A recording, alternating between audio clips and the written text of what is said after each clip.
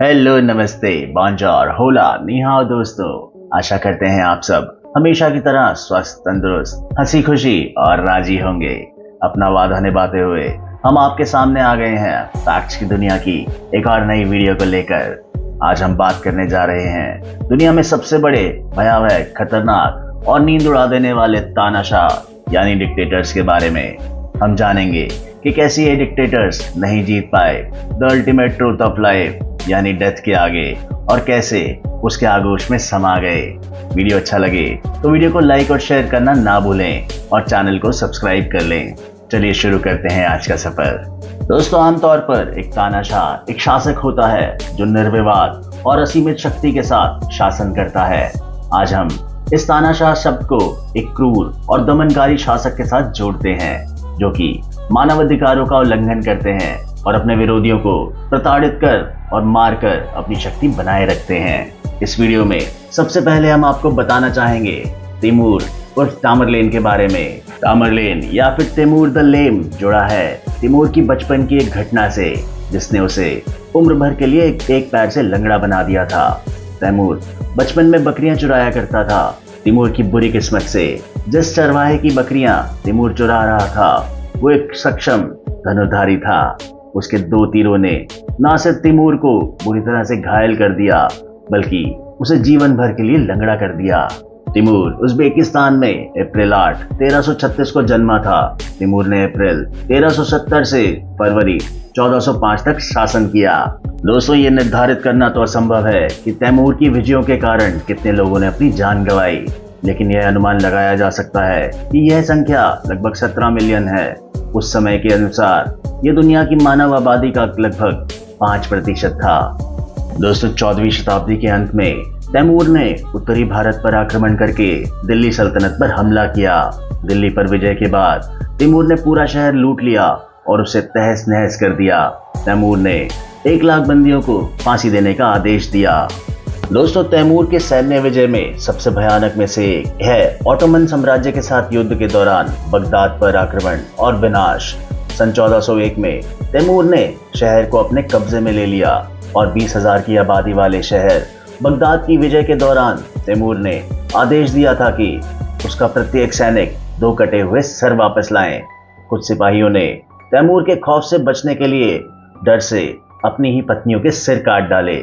तैमूर के भयानक स्वभाव का अंदाजा इस बात से लगाया जा सकता था कि उसने जीवित पुरुषों से बनी एक मीनार का निर्माण किया था। उसने ईंटों और गारे से आदमियों को ढेर करके एक साथ जोड़ दिया था।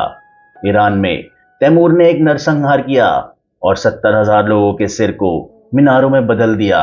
सन 1404 और 1405 की सर्दियों में वृद्धावस्था में तैमूर ने अपनी आदतों के खिलाफ जाते हुए वसंत की बजाय सर्दियों के मौसम में मिंग चीन के खिलाफ एक सैन्य अभियान शुरू किया।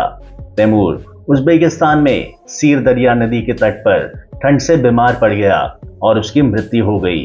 वह 68 वर्ष के थे जब 19 फरवरी 1405 को उनकी मृत्यु हो गई। जब उनकी कब्र खोदी गई तो उसके ताबूत के भीतर एक शिलालेख पाया गया। शिलालेख में लिखा था कि जो कोई भी मेरी कब्र खोदेगा वह मुझसे अधिक भयानक आक्रमणकारी की उत्पत्ति कर देगा। हुआ भी यही। तैमूर के मकबरे की खोज शुरू होने के 3 दिन बाद अडोल्फ हिटलर ने ऑपरेशन बारबरोसा शुरू किया जो मानव इतिहास का सबसे बड़ा सैन्य आक्रमण बना। दोस्तों, वीडियो में आगे बात करते हैं व्लाड III उर्फ व्लाड द इम्पेलर के बारे में जिसका जन्म 1431 में हुआ था।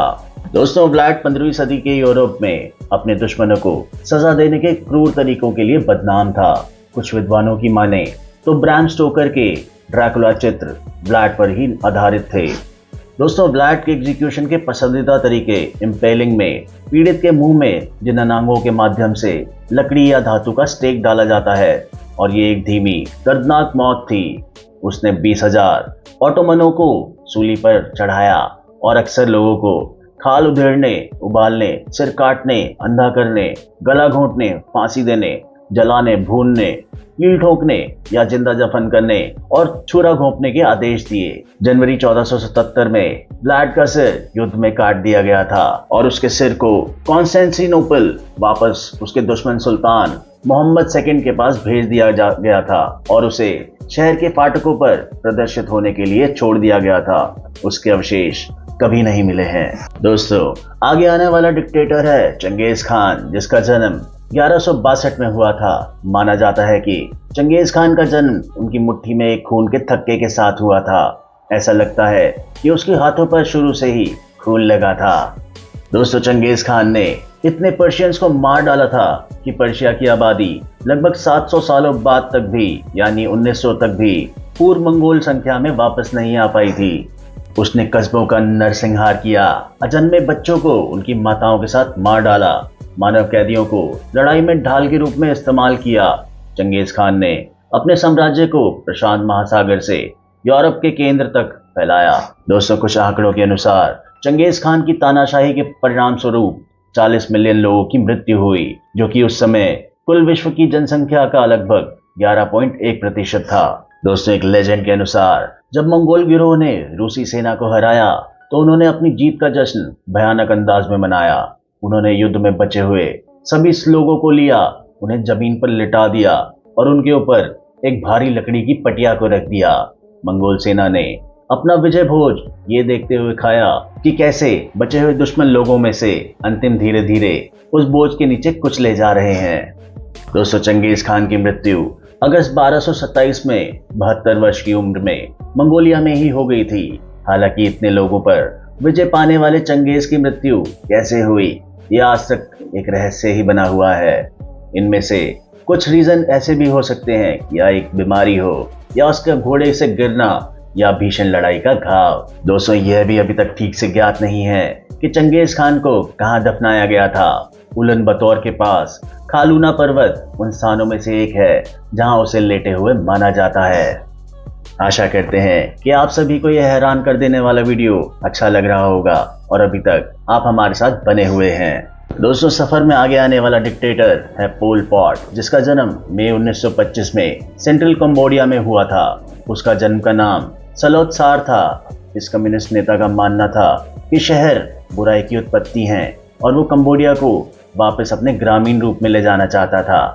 इसी के चलते बुद्धिजीवियों, कलाकारों और भिक्षुओं को घेर लिया जाता था और सामूहिक कब्रों में दफन करके मार दिया जाता था।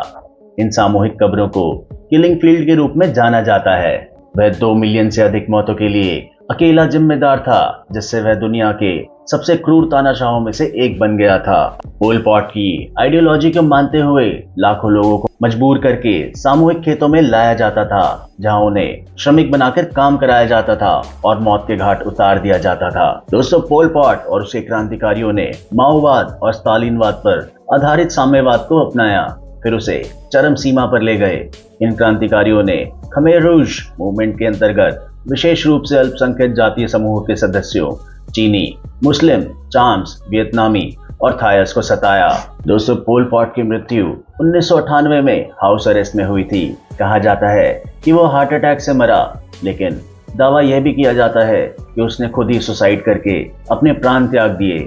उसके शव की कभी ऑटोप्सी नहीं हुई और उसकी मृत्यु का कारण कभी भी चिकित्सकीय रूप से साबित नहीं हो पाया। दोस्तों, सफर में अगला डिक्टेटर है मेहमद तला पाशा।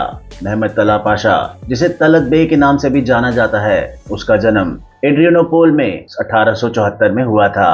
पाशा आर्मेनियन नरसंहार का प्रमुख वास्तुकार था। तलत ऑटोमन साम्राज्य के तुर्कीकरण के मुख्य अधिवक्ताओं में से एक था। दोस्तों, तलत ने आंतरिक मंत्री के रूप में सीरिया और मेसोपोटामिया के लिए आर्मेनियाई लोगों के निर्वासन की जिम्मेदारी ली थी। कुछ इतिहासकारों ने उन्हें ऑपरेशन की बर्बरता के लिए दोषी ठहराया, जिसके परिणाम स्वरूप 6 लाख आर्मेनियाई लोगों की मौत हो गई।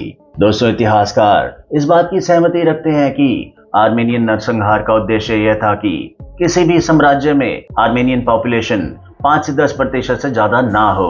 सन 1915 में नरसंहार के मुख्य अपराधी तलत पाशा ने एक टेलीग्राम भेजा, जिसमें कहा गया कि आर्मेनियन लोगों का सामूहिक निर्वासन आर्मेनियन प्रश्न का निश्चित समाधान था।